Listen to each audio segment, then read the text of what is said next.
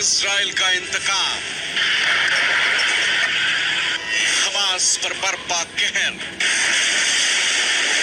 Hamas होगा खल्लास, क्रूरता पर करारा प्रहार।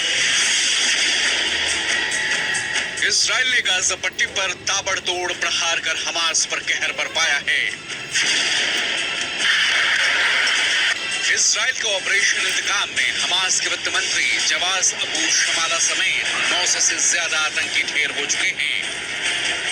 हमास के 1500 ठिकाने तबाह किए जा चुके हैं। 4000 के करीब लोग जख्मी बताए जा रहे हैं।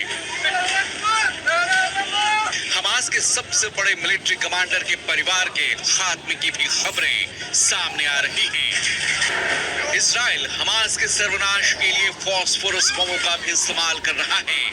हमास आतंकियों के खात्मे के लिए इजराइल उसके अंडरग्राउंड ठिकानों को निशाना बना रहा है। हमास ने सुरंगों का नेटवर्क हथियारों को छिपाने और इजराइल को निशाना बनाने के लिए किया था। जंग के 5वें दिन अब तक इजराइल में 1200 से ज्यादा लोगों की मौत हो गई है। करीब 3500 लोग घायल हैं। गाजा में 900 से ज्यादा आतंकी ढेर किए जा चुके हैं। 4250 से ज्यादा लोग घायल हैं। वेस्ट बैंक में 21 आतंकियों की मौत हो चुकी है। हमले में 130 से ज्यादा घायल हैं। लेबनान में 5 आतंकियों की मौत की खबरें हैं।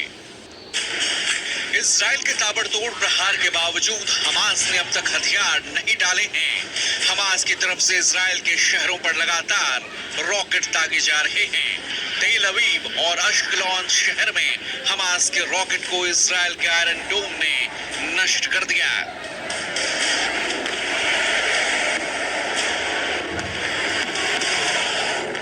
लगातार आपको देखेंगे मिसाइल साहब कर लिया गया है। यमन की तरफ से मिसाइल जो है वो दागी गई थी और आप जो यहाँ पर देख पाएंगे ठीक सामने जो सफेद कलर का धुआं आप देख पा रहे हैं, ये वो मिसाइल्स है जो यमन जो हमास के आतंकियों की तरफ से दागी गई थी, लेकिन वो जो है यहाँ पर इंटरसेप्ट कर दी गई जो आयरन डोम सिस्टम है उसकी तरफ से।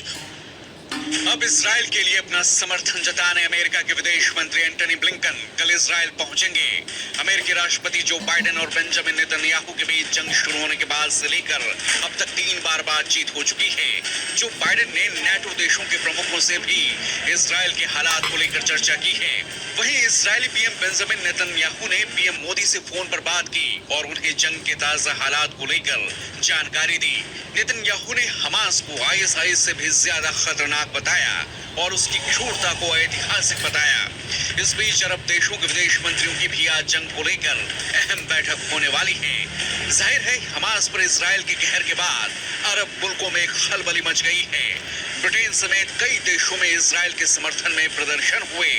महत्वपूर्ण स्थानों पर लाइटिंग के जरिए इजराइल के लिए समर्थन जताया गया। We stand with Israel. We stand with Israel. 1,000 civilians slaughtered, not just killed, slaughtered in Israel. There's still so many families desperately waiting to hear the fate of their loved ones, not knowing if they're alive or dead or hostages, in violation of every code of human morality. अमेरिकी राष्ट्रपति Joe Biden ने कहा कि Hamas का उद्देश्य यहूदियों का कत्ल है। 1000 से ज्यादा नागरिकों का कत्ल किया गया।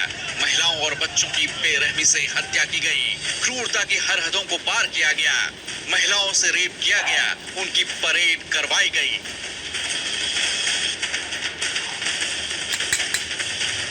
हमास के हमले में इजराइल में अमेरिका के 14 नागरिकों की मौत हो चुकी है। हमास के आतंकियों ने बच्चों को जिंदा जलाया और ऐसी क्रूरता की जिसे सुनकर आपके रोंगटे खड़े हो जाएंगे। My friends are kidnapped in Gaza. Families don't know where their children are, where their parents are, where their kids are. It's unbelievable that it's happening in 2023. It's crazy. It's crazy. The democracy, the human rights, where is all of that? The world needs to protect Israel and the people there because we're a small country. We're strong though, but we need all the support we can get now. Israel पर Hamas के साथ साथ Lebanon और Syria से भी हमले हो रहे हैं। हिजबुल्लाह आतंकियों ने तो अमेरिका को धमकी दी है कि अगर वो इजराइल के समर्थन में जंग में शामिल हुआ तो उनके ठिकानों पर भी हमले किए जाएंगे। ईरान और कतर पहले से ही हमास के समर्थन में खड़े हैं। हालांकि अमेरिका ने इजराइल पर हमले में ईरान की सीधी भूमिका से फिलहाल इनकार किया है। तो क्या ये जंग की आग तेजी से फैलने वाली है?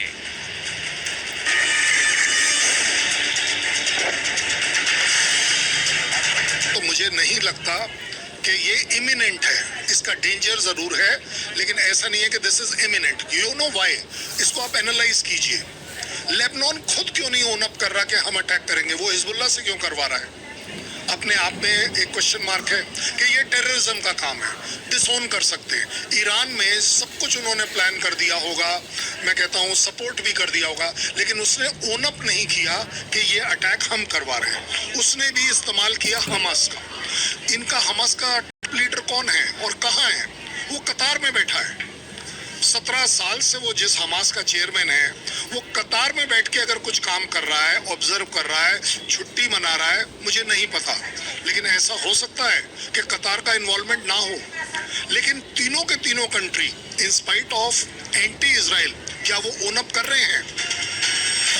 फिलहाल इजराइल पूरी ताकत के साथ हमास पर कहर बरपाने में जुटा है और तैयारी है आतंक के खिलाफ लंबे और निर्णायक लड़ाई की।